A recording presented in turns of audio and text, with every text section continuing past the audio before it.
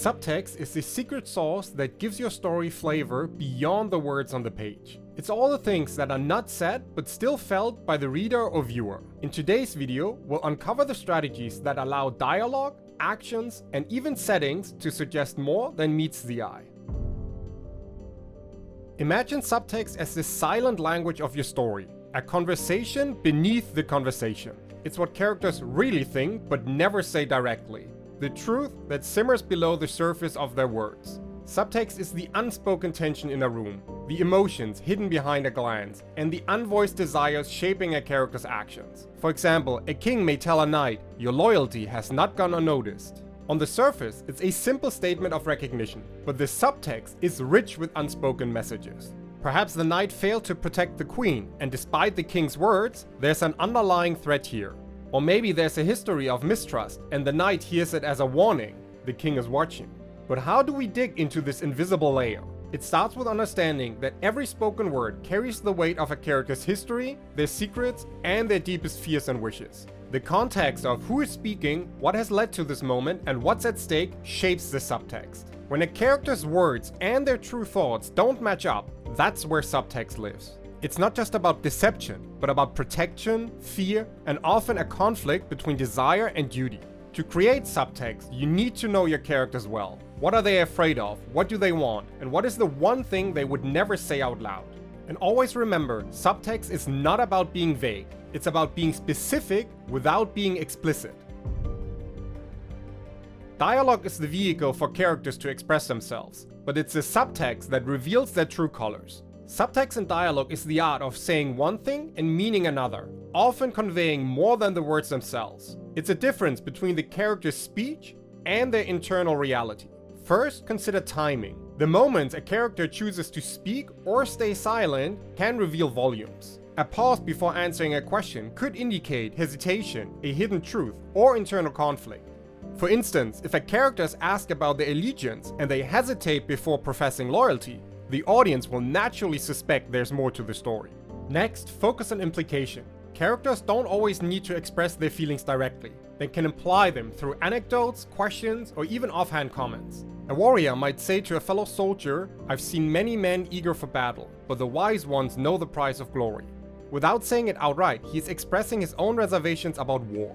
You might want to think about pacing as well. The rhythm of dialogue can suggest urgency, stress, or a relaxed state. Rapid-fire exchanges could indicate an argument or emergency, while leisurely paced conversations could imply contemplation or intimacy. It can also be beneficial to play with the culture of your world. Every society has taboos, topics that are avoided or spoken of only in whispers. By having characters dance around these topics, you can create rich subtext based on your world's social norms. Lastly, consider the power of contradictions. When words don't align with actions, subtext is born. A queen who warmly welcomes a rival to her court with a smile, yet tightens her grip on her throne's armrest, is not just greeting a guest, she's demonstrating concealed animosity or fear. In crafting your dialogue, consider the natural subtext present in everyday conversations. How often do we actually say exactly what we think? In life, as in writing, much is communicated by the things we choose to withhold. Actions, they say, speak louder than words. In the realm of subtext, a character's movements and decisions can scream volumes about their true intentions and feelings. Consider the unspoken power of body language. A character might be agreeing to a truth, but their clenched fists suggest they are far from peaceful. A warrior's lingering look at their sword before a diplomatic meeting might hint at their true readiness to parley. These small physical tells can betray a character's inner conflict without a single word spoken. Nonverbal cues are important as well. A character could be watching another from a distance, their gaze intense, but their purpose unclear. Are they a friend pondering a painful revelation, or a foe calculating the perfect moment to strike? Make sure to embrace the show don't tell principle too. When a mage enters a new town and carefully places his hand on a talisman of protection, you're showing the audience there's danger afoot without spelling it out. Now it's important to remember that context is everything.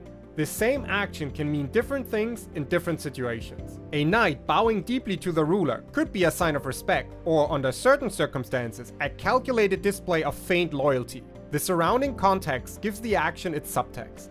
Because of that, always make sure to match actions with your world's ethos.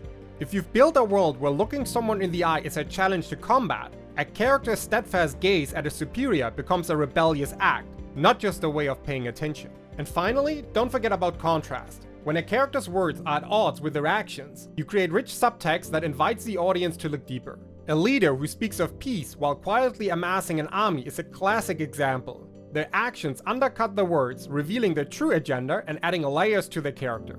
If you found anything useful in the video so far, please consider giving it a like to help me grow this channel. Thank you.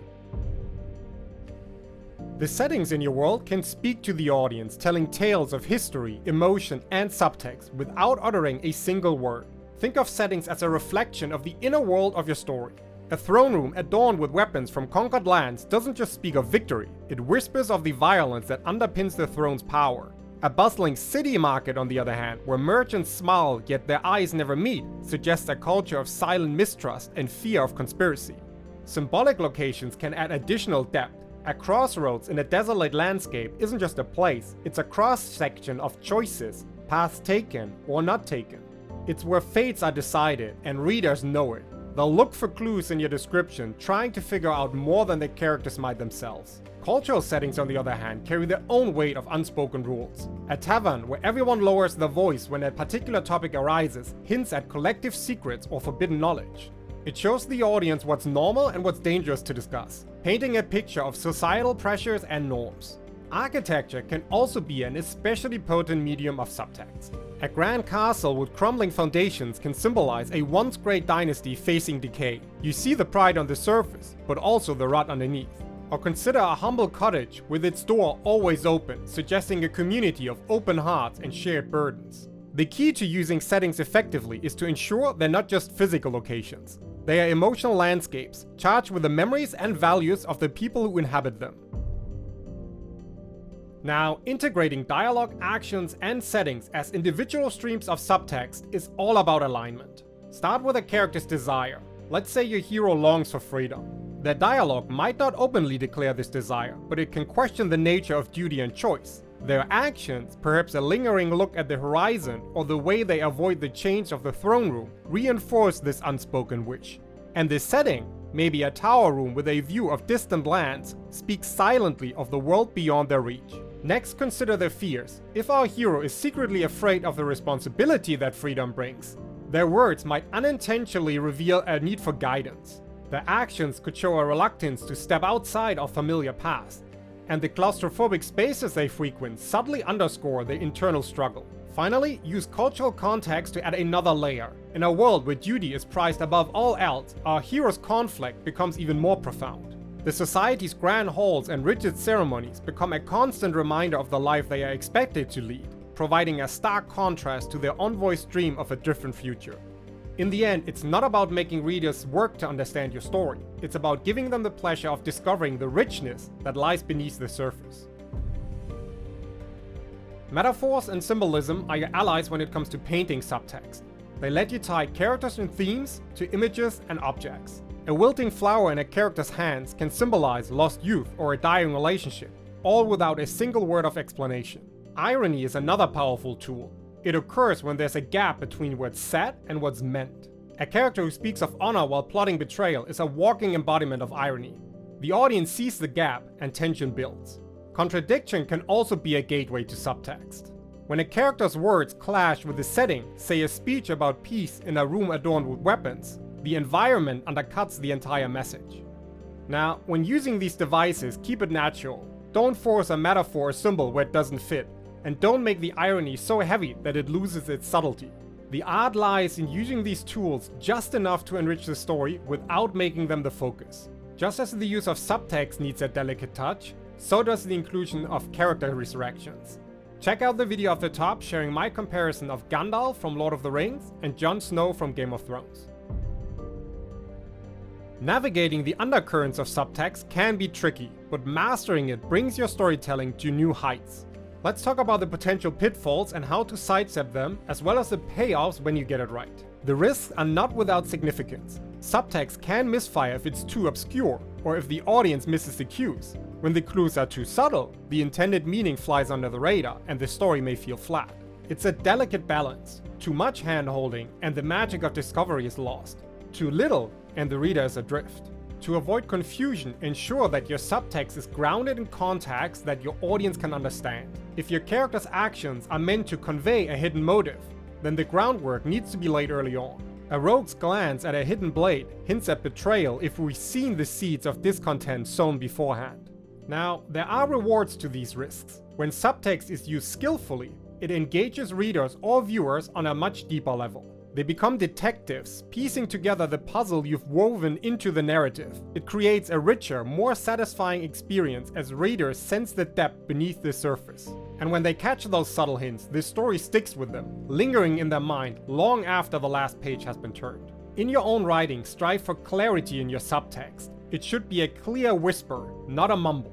By balancing the explicit with the implicit, your story will hold that magnetic pull that keeps readers engaged, making them turn the page hungry to read between the lines. Let me know in the comments below if this video was helpful to you in any way. I certainly hope that you feel much more prepared now to enrich your own stories through the use of subtext.